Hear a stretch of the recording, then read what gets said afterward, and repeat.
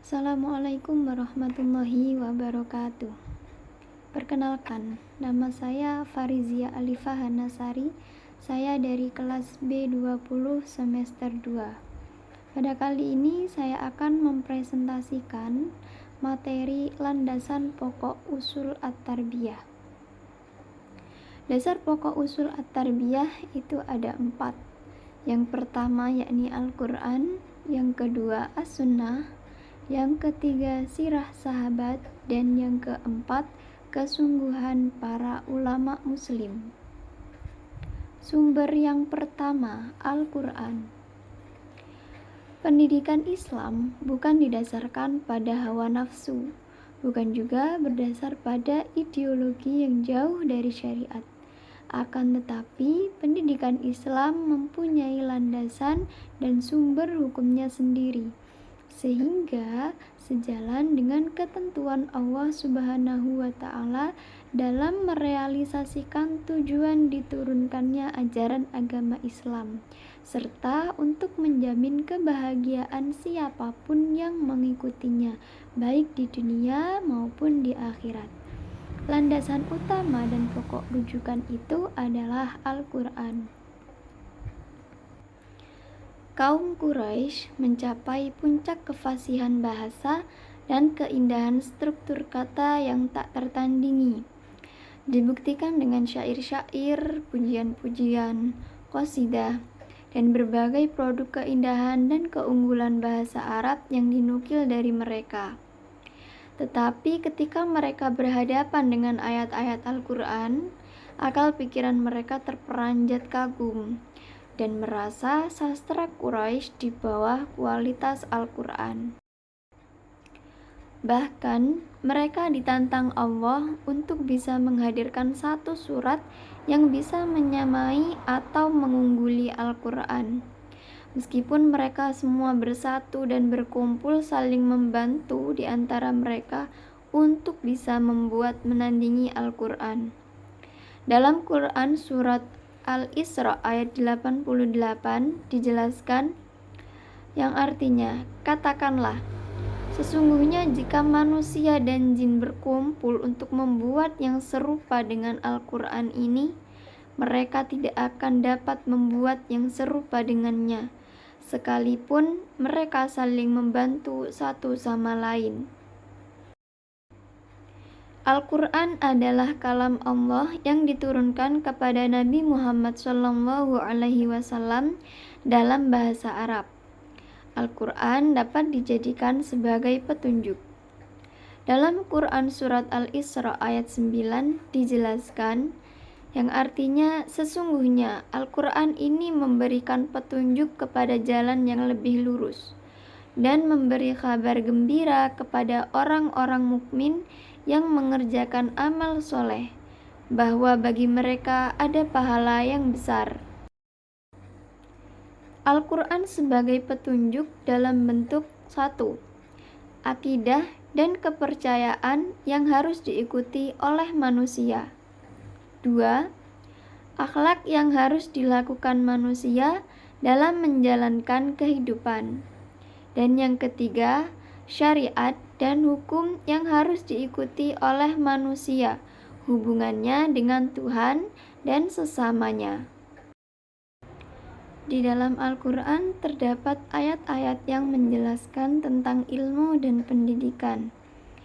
Ada ayat tentang pendidik, misalnya dalam Quran surat Ar-Rahman ayat 1-4, Quran surat An-Najm ayat 5-6, Quran surat An-Nahl ayat 43-44, dan Quran surat Al-Kahfi ayat 66.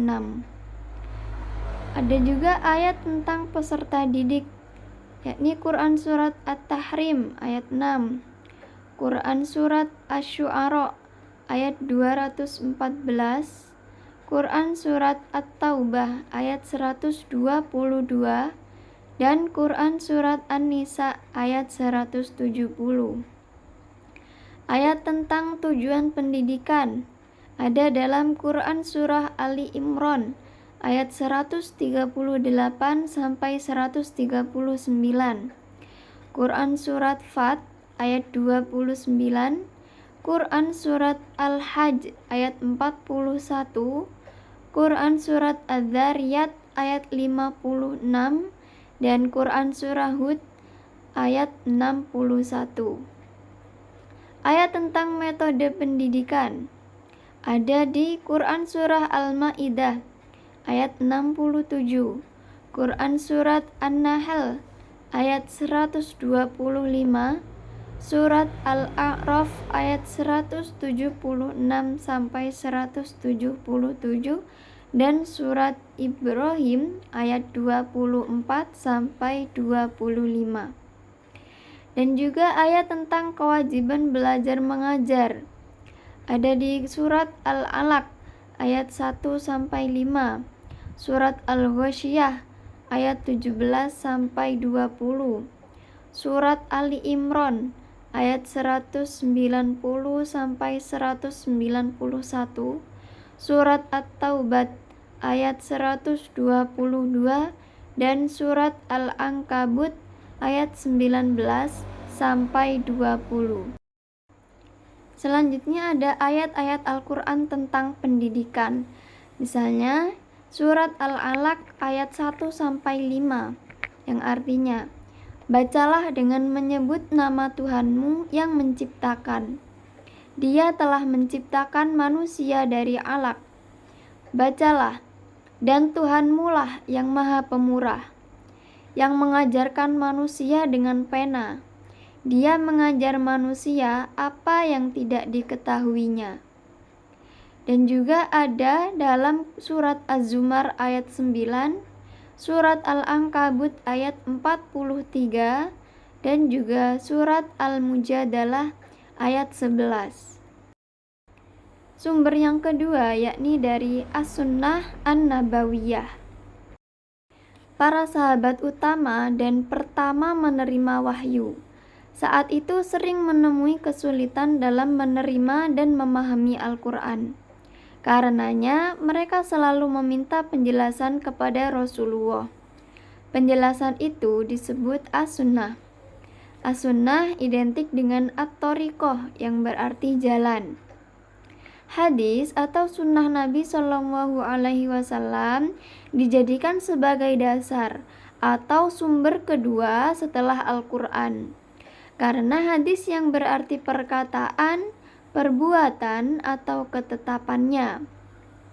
Melalui as-sunnah, Rasulullah menjelaskan dan mempraktekkan segala yang berkaitan dengan akidah, syariah, dan akhlak yang ada dalam Al-Quran. Ada dua fungsi penjelasan Nabi Shallallahu Alaihi Wasallam, yaitu bayan takkid, menguatkan, dan bayan tafsir, yakni memperjelas, merinci, dan membatasi. Dalam konsep pendidikan, kedudukan as-sunnah mempunyai dua manfaat, yaitu 1. Menjelaskan sistem pendidikan Islam sebagaimana terdapat di dalam Al-Quran dan menerangkan hal-hal rinci yang tidak terdapat di dalamnya. Yang kedua, menggariskan metode-metode pendidikan yang dapat dipraktekkan.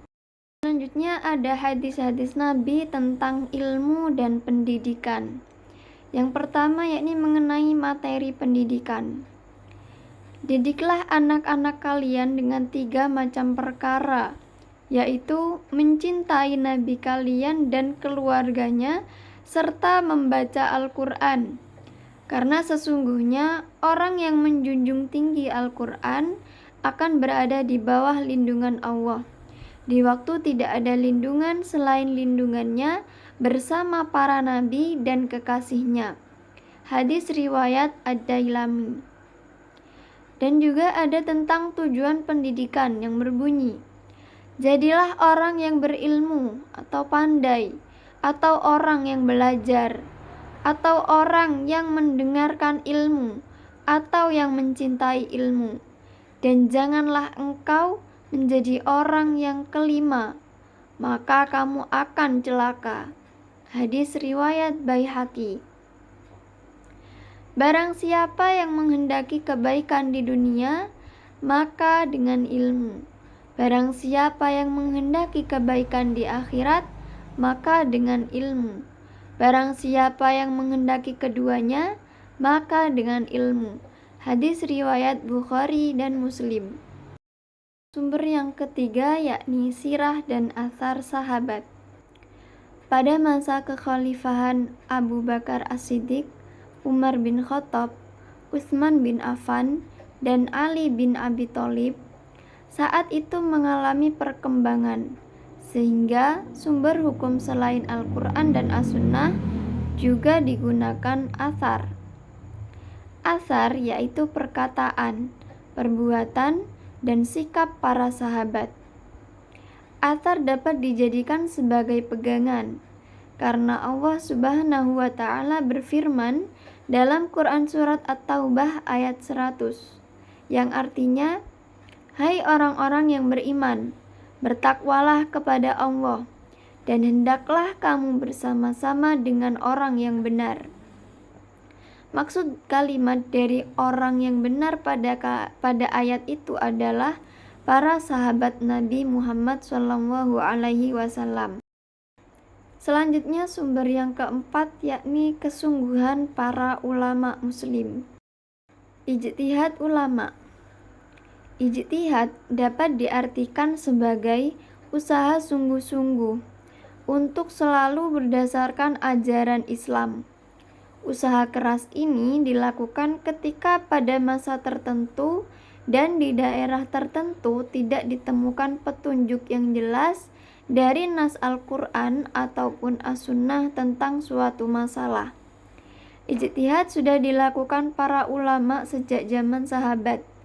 Namun tampaknya literatur-literatur yang ada menunjukkan bahwa ijtihad masih terpusat pada hukum syara'. Ijtihad dalam bidang pendidikan sangat penting untuk mengimbangi ijtihad dalam bidang fikih. Ijtihad dalam bidang pendidikan semakin perlu, sebagaimana dilakukan para fuqaha, sebab ajaran Islam hanya mengatur hal-hal yang pokok saja. Sudah diketahui bahwa Imam Malik, Imam Syafi'i, Imam Hanafi, dan Imam Ahmad bin Hambal telah menghasilkan beberapa produk hukum fikih berdasarkan hasil ijtihad mereka. Begitu pula beberapa produk ijtihad dalam bidang tafsir dan akhlak. Ijtihad boleh dilakukan didasarkan pada hadis Rasulullah SAW yang diriwayatkan oleh Bukhari, Muslim, dan Amr bin As, yang artinya, apabila hakim telah menetapkan hukum, kemudian dia berijtihad dan ijtihadnya itu benar, maka baginya 2 pahala. Akan tetapi apabila ia berijtihad dan ternyata ijtihadnya salah, maka baginya 1 pahala. Selanjutnya maslahah mursalah dan uraf. Dasar pendidikan hasil pemikiran manusia atau ra'yu lainnya adalah maslahah mursalah, yaitu menetapkan suatu peraturan perundang-undangan yang tidak disebutkan dalam nas atas pertimbangan penarikan kebaikan dan menghindarkan kerusakan. Penarikan kebaikan dan menghindar kerusakan bisa diterima selama tidak menyalahi nas Al-Quran ataupun As-Sunnah dan memang benar-benar membawa kemaslahatan. Selain maslahah mursalah, hasil ra'yu adalah uraf, yaitu nilai-nilai dan istiadat masyarakat. Uraf juga dapat diartikan sebagai sesuatu yang tertanam dalam jiwa berupa hal-hal yang berulang kali dilakukan secara rasional menurut tabiat yang sehat. Maslahah mursalah dan uraf dapat dijadikan asas pendidikan selama tidak bertentangan dengan Al-Quran dan As-Sunnah. Sekian presentasi dari saya. Wassalamualaikum warahmatullahi wabarakatuh.